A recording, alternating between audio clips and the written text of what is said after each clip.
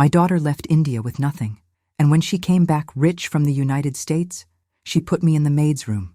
I am 71 years old, and I never imagined that I would be treated this way by my own daughter.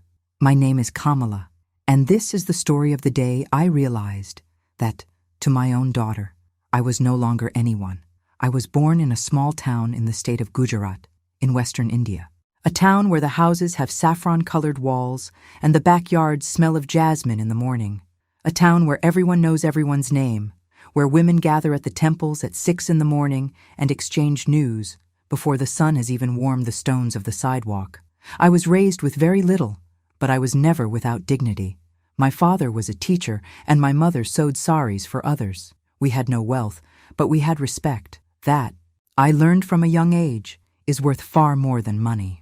I married at 22 a good man, Rajan, a hard-working man who sold fabrics at the market twice a week and never let food run short on the table. We had 2 children. The eldest, Arvind, stayed nearby. He married young, worked in the same field as his father, built a simple and honest life, less than 30 kilometers from where we grew up. But the youngest, Priya, was different from the time she was small. Priya had a fire in her eyes that I never saw in any other child on our street. She didn't play with dolls. She read, she calculated. She asked questions I couldn't answer and grew irritated when I said, "I don't know, my daughter," as if my ignorance were a personal offense to her. Priya passed the entrance exam for the best engineering university in the state, the first in the family to enter a school of that level. I cried for 3 days straight from sheer happiness. Rajan sold a small plot of land we had behind the house to pay for the first semesters. We made that sacrifice with joy because she was our daughter, because she was brilliant, because we believed in her. When she graduated, she was 23. She got an internship at a technology company in Bangalore. After 2 years, an opportunity came up at an American company, a work visa, a city called Austin in the state of Texas. I barely knew where Texas was. I had to ask the neighbor's son to show me on a map. The day Priya left for the United States was the strangest day of my life. I was happy and broken at the same time, as if someone had put honey and vinegar on the same spoon and told me to swallow. Rajan was beside her at the airport, holding the luggage, trying to smile. Priya was radiant, excited, with that new backpack on her shoulders and her hair pulled back in a long braid I had done that morning, the way she had liked since she was a child. She hugged me tight before passing through the boarding gate. She said in my ear, "Mama, I'm going to make our family proud. I'm going to come for you, I promise." I believed every word. Months passed, then years. Priya called regularly at first, in a way that warmed my heart. She told me about the difficulties, the English that still slipped on her tongue, the American colleagues who spoke too fast, the small apartment she shared with 2 other Indian women. I listened to everything with attention, sent blessings, told her she was strong. Then the calls began to space out, from every week to every 2 weeks, then once a month, then on holidays, then sometimes. Rajan fell ill when Priya had been in America for 6 years, a heart problem no one expected. I cared for him alone for 2 years, with Arvind's help when he could, with the neighbors who came on weekends, with the doctors at the clinic who did what they could. Priya sent money a few times. Not much, but something. I never asked for more. I never complained on the calls because I didn't want to worry her. She was building her life. That's what I told myself every night before sleeping, while listening to Rajan's labored breathing in the bedroom. My husband died on a Tuesday in October, at 4 in the morning, while it rained outside. I was beside him, holding his hand. Priya was not there. She couldn't come for the funeral because her visa was in the process of renewal, and the lawyers said that leaving the country at that moment could complicate everything. I understood. I cried, but I understood. During the years that followed, I grew old in that saffron-walled house. The backyard that once smelled of jasmine grew weedy from lack of care. My knees began to ache more. My vision began to tire. Arvind and his wife visited every Sunday, but they had 3 children to raise and a busy life. I didn't want to be a burden to anyone. I learned to cook in smaller portions, to sleep earlier, to talk to the photos on the wall when loneliness pressed in. Priya, I gathered from fragments of conversation, had done very well in the United States. Very well indeed. She had been promoted many times. She had bought an apartment, then a house. She had married a man named Daniel, an American, an engineer like her. I didn't have the pleasure of attending the wedding.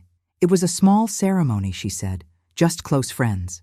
I saw some photos on the mobile phone that Arvind showed me because I'm not very good with those social media things. Priya was beautiful. The dress was white with gold details. She smiled at the camera with the same smile I recognized, the same smile as when she was little and managed to solve a difficult math problem. When she completed 16 years living in the United States, she called me on a Sunday morning with a different voice, firmer, more self-assured, a voice I almost didn't recognize at first. "Mama," she said, "I'm coming back to India. Not permanently, but for a long period. Daniel has been transferred to a project in Mumbai for 2 years. We'll be in Mumbai, but I want you to come live with us." My heart leapt in my chest, 2 hands pressing at once, one from joy and another from something I couldn't name yet. "You want me to come live with you?" I repeated, to be sure I had understood. "That's right," she confirmed. "We've arranged a large apartment in Bandra. There's a room for you. It'll be good for everyone. You're not getting any younger, Mama. You need someone nearby." I packed my bags in 3 days. Arvind helped me pack the most important things: the wedding photo with Rajan, the prayer book that had belonged to my mother, the gold earrings I had kept for 40 years, some clothes, some memories. On the train to Mumbai, I looked out the window at the interior of Gujarat, passing like an old dream. Cotton fields, sleeping villages, the sun setting slowly on a November afternoon. I thought of young Priya, with her long braid and her fiery eyes. I thought of the promise she had made me at the airport. I felt that finally, after so many years, life was giving something back to me. I didn't know, in that moment, what awaited me on the other side of that promise. I didn't know that in less than a week, I would understand what it means to be invisible within your own family. I didn't know that the room my daughter had arranged for me was the maid's room. The apartment in Bandra was on the 12th floor of a new building, with floor-to-ceiling windows and a balcony from which you could see a patch of sea. I had never lived in a place like that. My entire life had been spent in single-story houses with dirt-packed backyards and red clay tile roofs that made noise when it rained.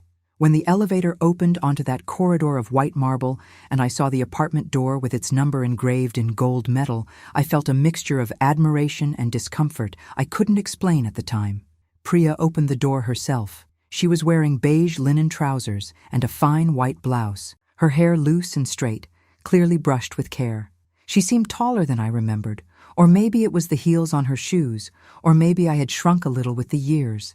She hugged me briefly. The kind of hug that lasts exactly 2 seconds and doesn't press in earnest. The kind of hug you give a distant acquaintance at a party, not a mother you haven't seen in person for 3 years. "Mama, did you arrive well? Was the train smooth?" she asked, but she was already turning away before I had finished answering, saying something in English into the phone she held in her other hand. I entered, pulling my old wheeled suitcase that squeaked with each step across the porcelain floor. I looked around and stood still for a moment. The apartment was enormous and decorated with that elegance I had only ever seen in magazines. Dark wood furniture with clean lines, light gray sofas that seemed never to have been used, a dining table with 8 chairs and a fruit bowl with fruit so perfect it looked artificial, abstract paintings on the walls, the kind of art I never understand, but which clearly cost a great deal of money. In the open kitchen, there was a dark stone countertop and appliances I wouldn't know how to turn on. It was beautiful. It was very beautiful, but it didn't smell like home at all. Daniel appeared in the living room shortly after. A tall man with short brown hair and light eyes, with a friendly smile that seemed sincere. He greeted me with his palms pressed together in a namaste gesture he had clearly learned to please me, and said, "Welcome, Kamalaji," with a thick American accent that made me smile despite everything. He had at least tried. "I'll show you your room," said Priya, already walking down the hallway. I passed the couple's 2 bedrooms, saw the master suite with its king bed and tub bathroom, saw the guest room decorated with plants and a large mirror on the wall. We kept walking. The hallway turned at a curve I hadn't noticed before, and we arrived at a smaller door, near the service area, beside the laundry room. Priya opened the door. The room had a small window that looked onto the building's service corridor.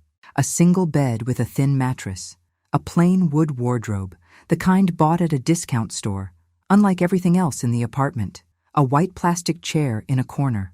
The floor was simple beige tile, while all the rest of the apartment had polished porcelain.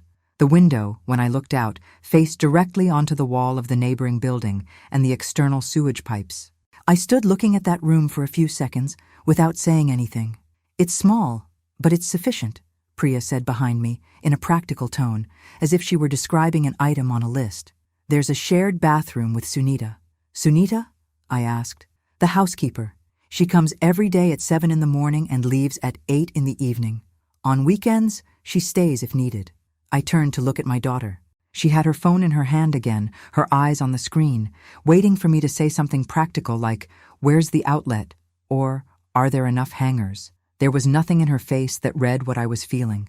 No awareness that she had just placed a 70-year-old mother in a room that smelled of cleaning product beside the laundry room, with a window that faced pipes. "That's fine," I said, because what else could I say? I had arrived with my squeaky-wheeled suitcase and my heart full of hope. It wasn't the time to make trouble. Not on the first day. We had dinner that evening, the three of us, at the 8-chair table that seemed far too large for us. Sunita had prepared a meal before leaving. Everything stored in containers on the stove. The food was good, seasoned correctly, but I missed my own stove, my own hands in the process.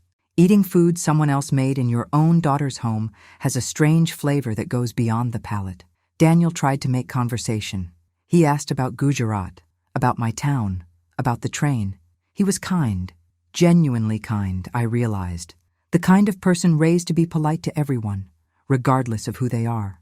Priya participated in the conversation halfway, answering her phone between bites, getting up to fetch something from the kitchen without offering to help anyone, returning with a glass of water only for herself. After dinner, she went directly to the couple's bedroom, without asking if I needed anything, without sitting with me for a moment to talk the way two people who hadn't seen each other in years should, without any of those mother-daughter conversations I had imagined during the train journey.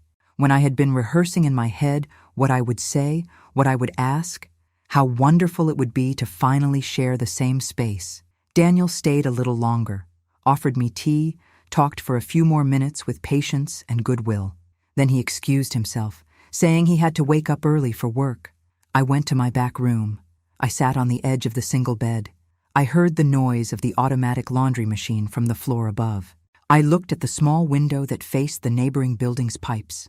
I prayed a little, thinking of Rajan, asking him to give me strength, thinking of my house in Gujarat, with its weedy backyard, the neighbors who were surely already sleeping at that hour. I thought of Arvind, who had hugged me at the train with a real squeeze before closing the window of the carriage door and saying, "Call me when you arrive, Mama."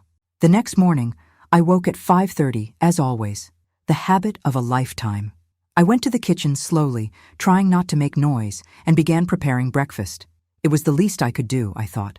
Prepare the coffee, the food, contribute somehow to this household that had taken me in. When Priya appeared in the kitchen at 7:30 in her robe, still drowsy, she found the table set with tea, toast, cut fruit, and a plate of upma I had made from scratch with what I found in the pantry. She looked at the table, then looked at me, then said, in a tone that mixed surprise with something like impatience, "Mama, I was going to ask Sunita to make something when she arrived. You don't need to do this." "I like to cook," I said, smiling. "You don't need to," she repeated, and she went to sit down, picked up her phone, began checking work messages while eating in silence. At that moment, I still believed it was a matter of adjustment, that Priya needed time to settle into the fact of me being there, that things would arrange themselves naturally, like water finding its level. It took exactly 4 days for me to realize this was not a lack of adjustment. It was the new order of things. On Thursday, Priya came home with 2 friends, elegant women, well-dressed, with expensive bags and the kind of laughter that echoes in marble apartments.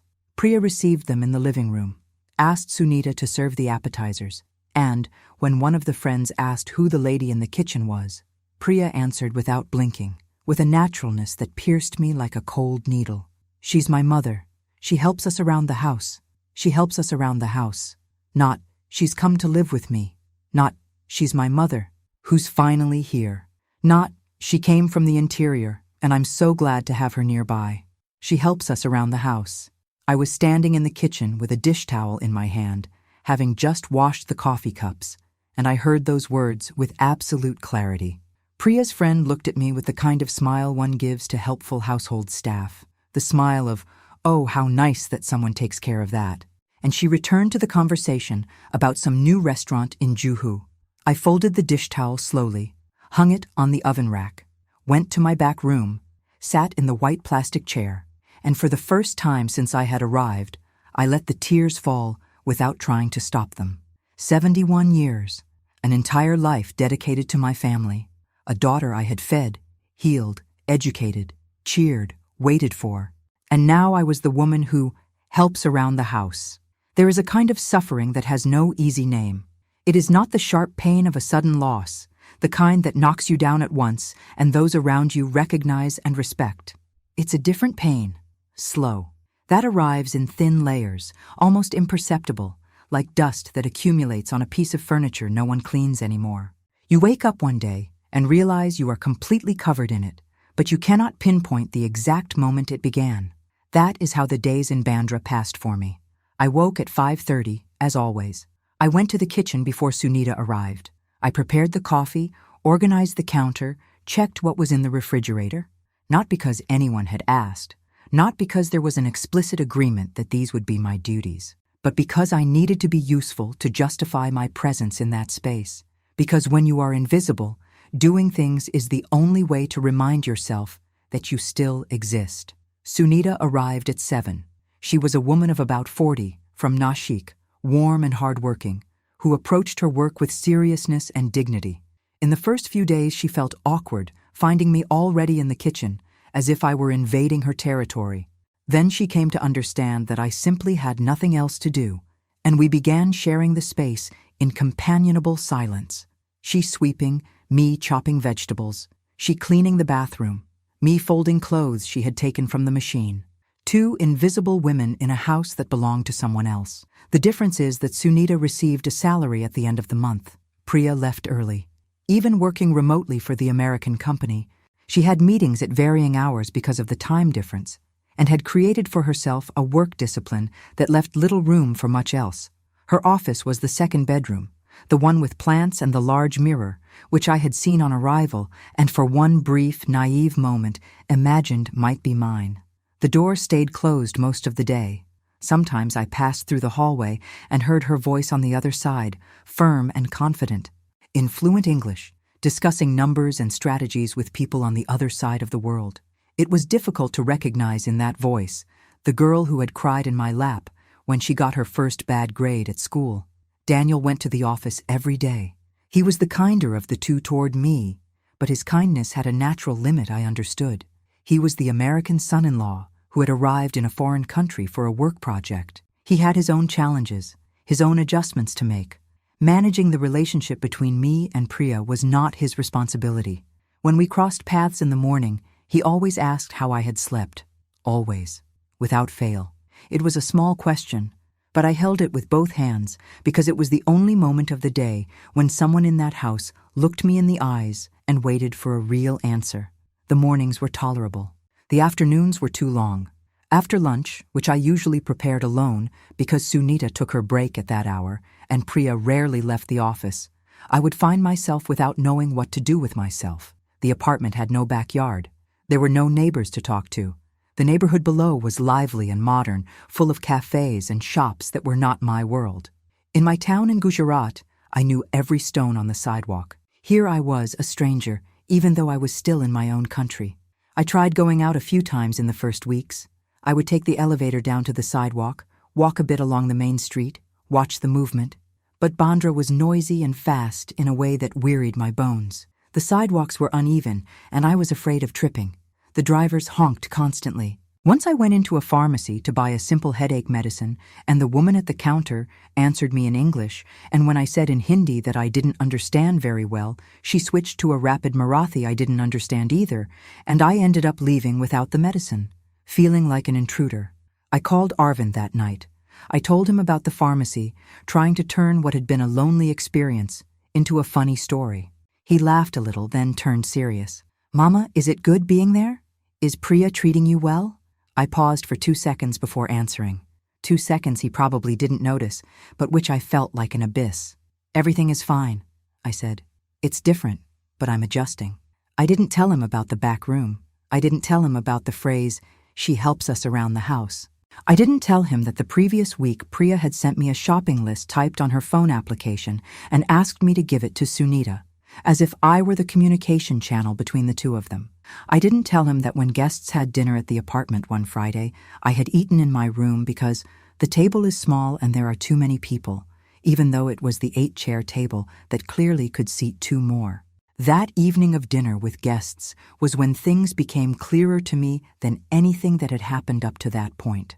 There were 4 women besides Priya, colleagues of hers from work or friends from the new circle she had formed, all well-dressed, well-spoken, mixing English and Hindi in an easy alternation that showed they belonged to a world similar to hers. I had spent the afternoon helping Sunita prepare the dishes. I had made my best rice kheer with milk, the one Priya had loved as a child, with cardamom and pistachios on top. I had cut the ingredients for the main course, washed and organized everything. When Priya came to the kitchen before the guests arrived, she glanced at everything quickly and said only, "You don't need to appear in the living room tonight, Mama. It's going to be a work conversation." A work conversation. At 8 in the evening. With kheer for dessert and wine on the table, I said that was fine. I made my plate, took my glass of water, went to my room. I ate alone, listening to the laughter from the other side of the hallway. I could hear fragments of conversation, the clinking of glasses, the soft music someone had put on. It was a Friday night, and I was 71 years old, eating alone in a maid's room, while my daughter entertained her friends in the marble living room I had helped prepare. After the guests left, around midnight, I heard Priya and Daniel talking in English in the kitchen while putting things away. I don't understand English fluently, but I understand scattered words. I heard my name. I heard problem and complicated and for now. I don't know exactly what was said, but the tone was the kind of tone people use when speaking of an inconvenient situation that needs to be managed. I was an inconvenient situation. The next day, Saturday, I woke with the determination to speak to Priya. For real, mother and daughter, to say what I was feeling with care and clarity, without accusation, without tears, just honesty. I had spent the whole night preparing the words in my head. I waited for her to appear in the kitchen. It was almost 10 in the morning when she came out of her room, in her robe, hair tied up any which way, the phone already in her hand. "Priya," I said, "do you have a moment for us to talk?" She went to the coffee machine, pressed the button, waited for the capsule to drop. She didn't look at me. "About what, Mama?" "About how things are here. About how I'm feeling." She picked up her coffee, took a sip, finally looked at me. On her face was an expression it took me a moment to identify. It wasn't anger. It wasn't complete indifference. It was something more like preemptive exhaustion. The look of someone who already knows the conversation will be hard and has decided to have no energy for it before it even begins. "Mama, I have a call in 40 minutes. Can we talk later? You said that yesterday. Yesterday the women were here. And on Thursday?" "On Thursday I had a deadline." We looked at each other for a moment. She took another sip of coffee. The silence between us had texture. "Fine," I said for the second time in 2 weeks. Those 2 words that didn't mean anything true. She went to her office. The door closed. I stayed in the kitchen looking at the coffee machine that still smelled of her capsule. I thought of how many times in my life I had woken in the middle of the night to bring warm milk to this daughter when she had a fever. How many times I had stayed awake, waiting for her to come home from school, from university, from her friends. How many nights I had prayed for her success with an intensity that hurt my knees from so much kneeling. And now I had to schedule a time to talk to her as though it were a work meeting. But it was the following day, Sunday, that the episode happened, which I still cannot recount without feeling a tightening in the middle of my chest. A neighbor of Priya's knocked at the door, a woman younger than me, in her early 50s, friendly, who lived on the 11th floor. She had forgotten a container she had lent Priya weeks ago.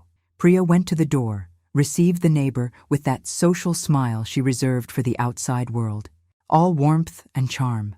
The neighbor saw me in the background of the living room, where I was sitting leafing through a magazine without understanding half of what was written. "Who is that lady?" she asked Priya, with genuine curiosity. And Priya answered. She answered quickly, without hesitation, with the naturalness of someone naming an object. "She's the one who takes care of the house for us. The one who takes care of the house." The neighbor smiled at me with the same smile as before, the one for helpful household staff, and left with her container. Priya closed the door and came back to the living room without looking at me. I said nothing. I sat still with the magazine on my lap, the letters on the page completely meaningless now, the marble apartment around me suddenly feeling like the coldest place I had ever inhabited in 71 years of life. The one who takes care of the house. Not daughter, not mother, not Kamala. The one who takes care of the house. That night I wrote a letter to Arvind by hand in Gujarati, with the slightly trembling handwriting the years had brought to my fingers. I didn't send it. I folded the paper and tucked it under the thin mattress of the single bed. But writing was the beginning of something. Sometimes. Putting the words out of your body is the first step toward deciding you are no longer going to swallow what is not yours to swallow. There comes a moment in the life of every person who has been treated as less than they deserve when something inside them simply stops bending. It is not a decision you make sitting in a chair with a pen in your hand, planning each step. It is more like a branch that has been bent slowly for too long and then, in a movement that seems small but is not, simply snaps. It doesn't break. It snaps. And once snapped, it never returns to its former position. My branch snapped on a Wednesday afternoon, 6 weeks after I had arrived at the Bandra apartment.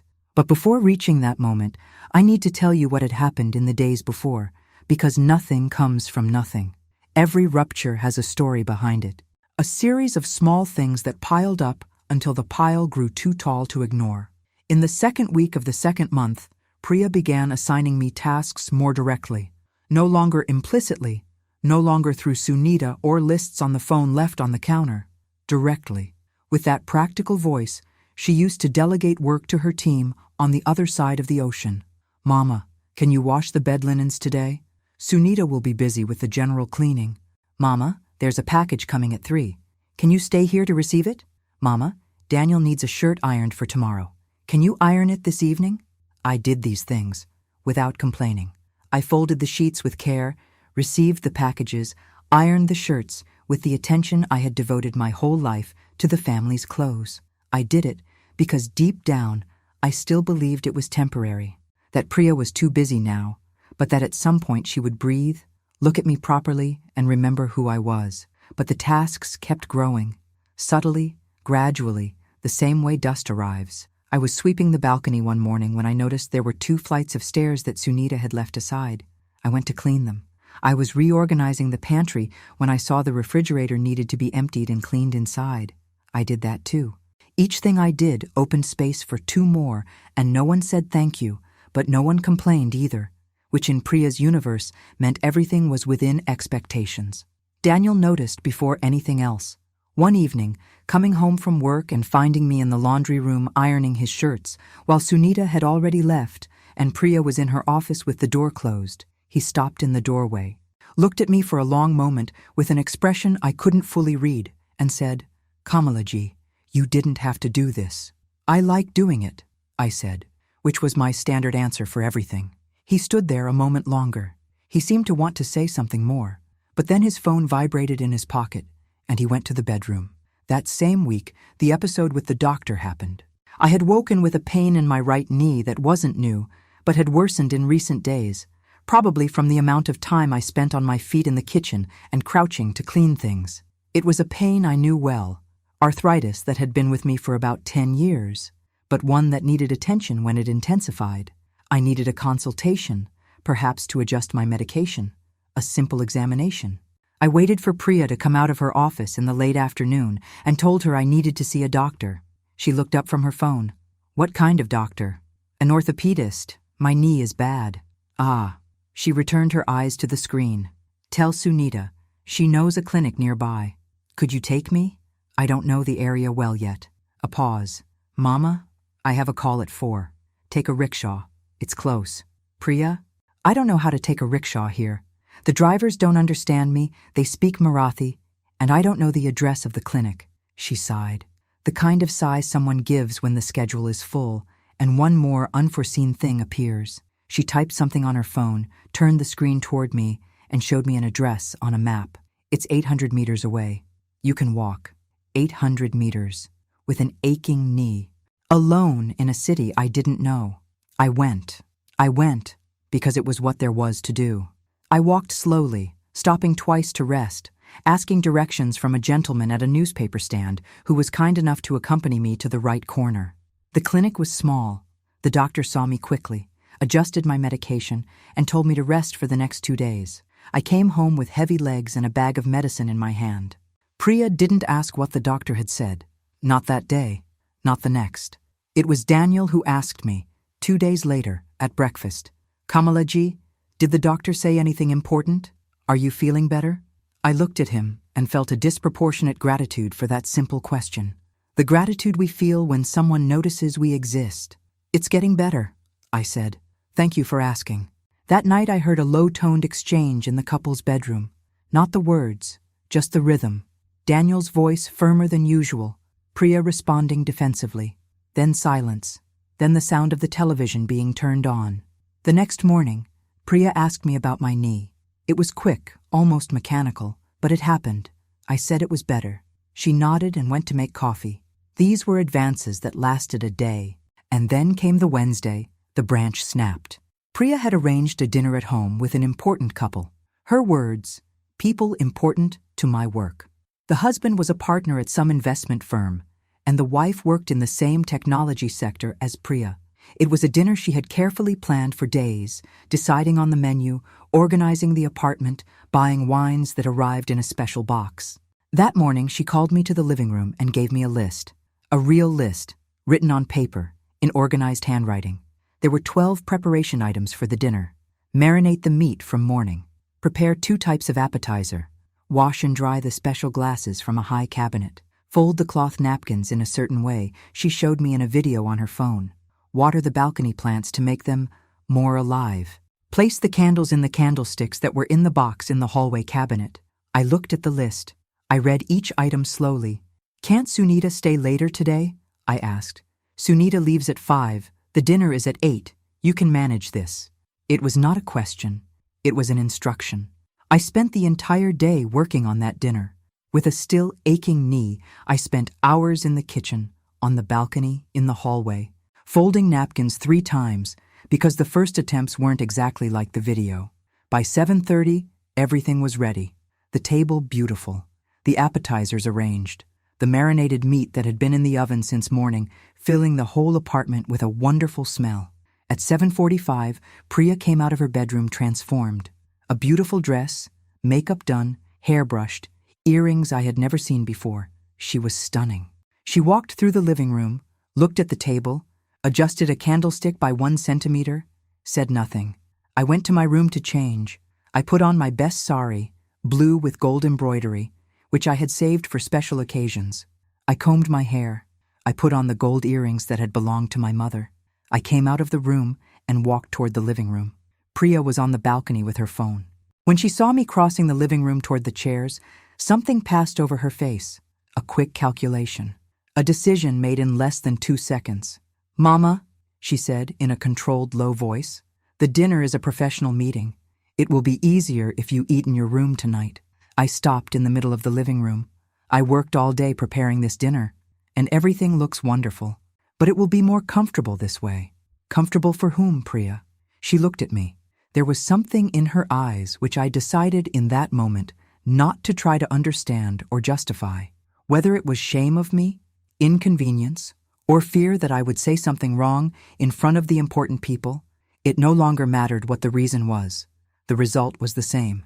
"Mama, please, not now." And that was it. That was exactly when the branch snapped. I didn't shout. I didn't cry. I didn't slam a door. Kamala doesn't do any of those things. But I straightened up. At 71 years old, with an aching knee and white hair pinned up in my best blue sari with gold embroidery, I straightened up completely, looked my daughter in the eyes, and said, with a calm that surprised even me, "Fine, Priya. I'll eat in my room. But tomorrow morning, we are going to talk. For real. And this time, you don't have a call. She opened her mouth to say something, closed it. I went to my room. I ate alone. The food was good because I had made it myself. On the other side of the hallway, I could hear the laughter, the animated conversations, the success of the dinner I had built with my own hands, and from which I had been excluded. But this time, I didn't cry. I sat on the bed thinking of Rajan, thinking of what he would say to me if he were here. Rajan was a calm man, but he had a phrase he repeated whenever someone in the family was treated without respect. Whoever lets themselves be stepped on becomes a doormat, and a doormat has no voice. I picked up the folded paper from under the mattress, the letter I had written to Arvind weeks ago. This time I read it all from beginning to end. Then I picked up the phone. It was almost 10:30 at night, but Arvind had always told me I could call at any hour. He answered on the second ring. "Mama, is everything all right?" This time the pause before answering lasted only a second. "No," I said, "it isn't." And I told him everything. Arvind listened to everything without interrupting me once. I told him about the back room beside the laundry. I told him about the phrase, "She helps us around the house," said to the friends. I told him about "the one who takes care of the house for us," said to the neighbor. I told him about the dinner I had prepared for an entire day and from which I had been excluded as if I were an employee whose shift had ended. I told him about the doctor and the 800 meters on foot with my aching knee. I told him about the lists, the tasks, the closed doors, the coffees drunk alone, the dinners in my room. I told it all in a voice that tried to be steady and sometimes couldn't, but that never stopped once. On the other end of the line, Arvind was silent for a moment after I finished. A silence I knew well, the silence of my eldest son when he is processing something that hurts him but doesn't want to show it immediately so as not to worry me any more than I already am. Then he said, in a voice he was clearly holding back from rising, "Mama, I'm going there this weekend." "Arvind, you don't need to." "Yes, I do. And I should have gone before, when you called in the first week saying you were adjusting. I knew something was wrong in the tone of your voice and I didn't go. That won't happen again." I stayed quiet. "Sleep, Mama. Tomorrow you have the conversation with her. I'll arrive Saturday." I hung up the phone and lay on the thin mattress of the single bed. The small window was open and a warm night breeze came in from Mumbai, carrying the smell of the city, exhaust fumes and sea and frying from some food stall below. I stared at the ceiling for a long time before closing my eyes. I slept better that night than in all the previous weeks combined, because I had told the truth, finally, and the truth, even when it hurts, weighs less than the silence that covers it. The next morning I woke at 5:30 as always, but I didn't go to the kitchen. I took my time washing up, dressed carefully, made tea just for myself, and sat in the white plastic chair in my room with the cup in my hands, waiting for the day to brighten through the window that faced the neighboring building's pipes. At 8:30, I heard movement in the kitchen, Priya making coffee. The machine made its capsule sound. I counted to 30 to make sure she was awake enough for a real conversation. Then I got up, went to the kitchen, and sat in one of the dining table chairs. She saw me sitting there with my tea, upright, waiting. Something about my bearing in that moment must have been different from usual, because she stopped with her coffee cup in hand and looked at me for a second before coming to sit on the other side of the table. "You said you wanted to talk," she said. "I did." There was a pause. "So talk." I breathed once, deeply. I thought of Rajan. I thought of the fiery-eyed girl I had raised. I thought of the 48 years I had lived without ever asking to be treated with dignity, because I assumed it was something that came naturally from those who love us. And then I spoke, not with anger, not with tears, with the clarity that only comes after weeks of swallowing what should not be swallowed. I said that I had arrived at that apartment with a heart full of hope, and that in less than a week I had understood that the space reserved for me was a room beside the laundry with a bathroom shared with the hired help. I said that I had heard, from my own daughter's mouth, being described to strangers as the person who helps around the house and the one who takes care of the house. I said that I had worked an entire day preparing a dinner from which I had been excluded, as if my presence would be inconvenient for the guests. I said that I had walked alone with an aching knee to a medical clinic because there was no one available to accompany me. I said all of this, looking her in the eyes. Priya listened. She didn't interrupt me. Her face passed through a series of expressions I watched carefully. First, something like prepared impatience, that shield she had raised before the conversation began. Then a defensive rigidity. Then, as I continued speaking calmly and without accusation, something that began to crack beneath the surface. When I finished, the silence lasted perhaps 20 seconds. Then Priya said, "I didn't know you were feeling this way." I took a breath before answering. "Priya, you didn't ask. In 6 weeks, you didn't ask once how I was feeling," Daniel asked. "About the doctor, about my knee, about how I had slept. Your American husband, who has known me for 2 years, asked more times than you did." That reached her. I saw it arrive. She lowered her eyes to her coffee cup. "I have a lot of pressure, Mama. Work, Daniel's project here, the adjustment of being back in India after so many years. I know you have pressure." I said this gently, not with irony. "I always knew you carried a great deal.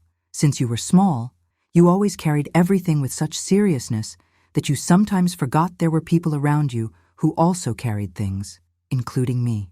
She raised her eyes. "But Priya, pressure at work doesn't explain introducing me to your friends as a housekeeper. Pressure at work doesn't explain the back room when there is a guest room empty down the hallway. Pressure at work doesn't explain sending me to eat in my room on the night I cooked all day for your guests." Her chin trembled slightly. I saw it. I've known that trembling since she was 4 years old, trying not to cry because she believed crying was weakness. I didn't realize I was doing this." The voice came out smaller than usual. "I think I got used in the United States to separating everything into compartments. Work here, home here, social life here. And when you arrived, I put you in a compartment without realizing that—" She stopped. "Without realizing that I'm not a category." I completed. "I am your mother."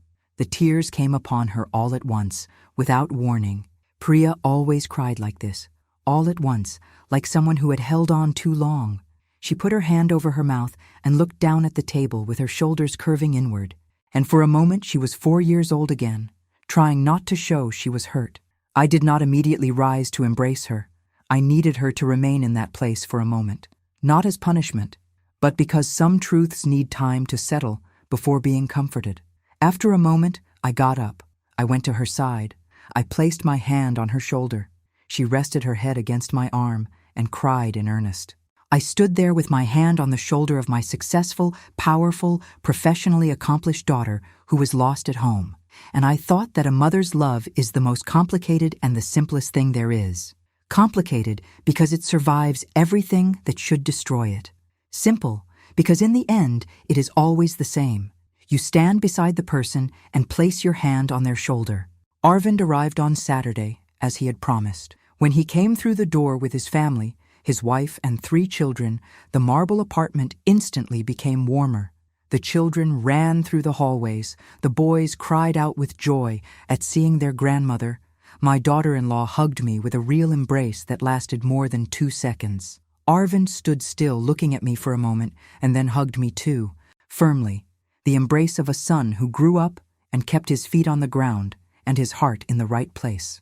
Priya stood in the living room, watching the scene with an expression I had not seen on her since I arrived. Something more vulnerable, more human. At dinner that evening, we all sat together at the 8-chair table. I sat in the middle, with grandchildren on either side, Arvind and his wife opposite, Priya and Daniel at the heads of the table. It was the first dinner since I had arrived in which I was in the dining room with the family. Arvind spoke with Priya after dinner, the 2 of them on the balcony, for nearly an hour. I didn't hear what was said. I didn't need to hear. I knew my son. He wouldn't accuse, wouldn't raise his voice, but he would tell the truth with the firmness of someone who grew up knowing what is right and what is not. When they came back inside, Priya came to me and said, plainly, without the practical tone of before, "Mama, the guest room is yours. I'll move my office things today and work in the living room." I looked at her. "And I want you to have dinner with us. Every day. No more eating in your room." I nodded. "And forgive me," she said, "for everything." I didn't say everything was fine, because it wasn't, entirely, not yet. These things take time. But I said what was true. "I'm here, Priya. I'm still here." I moved to the guest room that weekend, with its big window, the plants, the mirror on the wall. I lay on the double bed and looked up at the ceiling from a different place. The city outside had the same sounds, the same cars and honking and fragments of life, but the space around me had changed. In the months that followed, things changed slowly, not all at once, not perfectly. Priya still closed the improvised office door in the living room sometimes, still had her phone in her hand during meals more often than I would have liked. There were still moments when I felt the distance of 16 years in America like a glass wall between us, present and invisible at the same time. But she began asking how I was, every day, sometimes in passing, sometimes sitting down to really listen. She began including me in conversations with friends, introducing me by name. "This is my mother, Kamala," with a simplicity that meant more to me than any grand declaration. She began asking me for recipes instead of giving me task lists. A small difference in gesture, enormous in meaning. Daniel continued being Daniel, kind, curious, asking about Gujarat, about my life, about Rajan. One afternoon, he asked me to teach him how to make the rice kheer. We spent 2 hours in the kitchen together, me explaining in Hindi and him trying to follow with that patient smile of someone learning a new language. And in the end, the kheer came out almost good. Almost. But the process was better than the result. One afternoon, sitting on the balcony with the Mumbai wind coming in from the sea, Priya came to sit beside me with no phone in her hand. The two of us were silent for a time, looking at the patch of horizon visible between the buildings. Then she said, "Mama, how did you become so strong?" I looked at her. "You went through so much alone. Papa ill, the funeral, all those years in Gujarat without ever complaining. How?" I thought for a moment before answering. "It isn't strength," I said. "It's that when you have no choice, you do it. And when you have a choice, you choose to stay on your feet because the alternative is to fall. And falling to the ground at 71 years old hurts a great deal." She laughed, a small laugh, but genuine, the kind that happens when something touches something true. I spent 6 more months in Mumbai. When I finally returned to Gujarat, to my saffron-walled house, the backyard was less overgrown because Arvind had arranged for someone to clear it while I was away. The sidewalk stones were the same. The smell of jasmine returned when the neighbor watered his garden one early morning. Priya called the night I arrived. She asked if I had gotten home safely. She asked about the train, the room, whether I had eaten.